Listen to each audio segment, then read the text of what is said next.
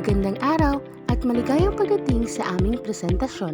Ako nga po pala si Aleha B. Puti at ako naman si Mosrif Balabagan. At kami ay ikalimang tagapag-ulat mula sa ikatatlong pangkat.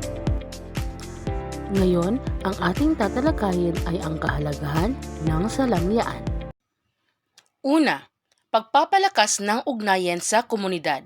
Ito ay sentro ng pagtitipon at komunikasyon ng mga miyembro ng komunidad.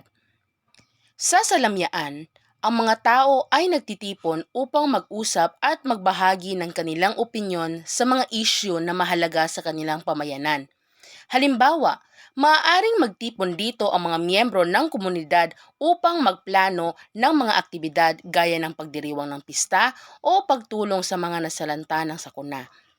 Ang pagtitipon ay nagiging paraan upang mas tumibay ang kanilang pagkakaunawaan at pagkakaibigan. Pangalawa, ito ay sentro ng diskusyon at pagpapasya. Dito isinasagawa ang mahalagang usapan at desisyon para sa komunidad.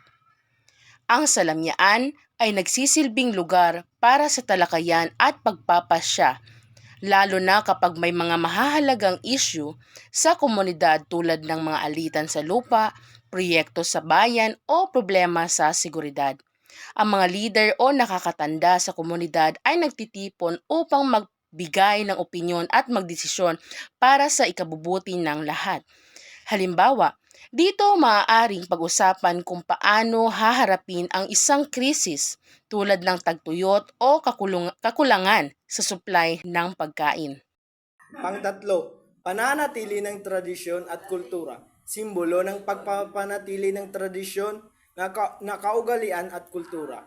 So, pananatili ng tradisyon at kultura. Ang salamyan ay mahalaga sa pagpapanatili ng tradisyon at kultura ng komunidad. Dito, ginaganap ang mga ritual at seremonya na may kaugnayan sa kasal, binyag at iba pang mahalagang okasyon.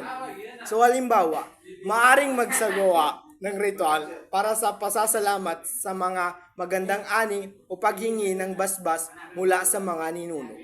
Ang mga aktibidad na ito ay nagiging daan upang maipasa sa susunod na henerasyon ang kanilang mga kaugalian at paniniwala. So pang-apat, lugar ng pagkakaisa at pagbubuklod, lugar ng pagtutulungan at pagkakaunawaan ng bawat isa sa komunidad. So, lugar ng pagkakaisa at pagkakabuklod sa salamyan, ang bawat isa ay nagkakaroon ng pagkakataong magsama-sama at magkaisa.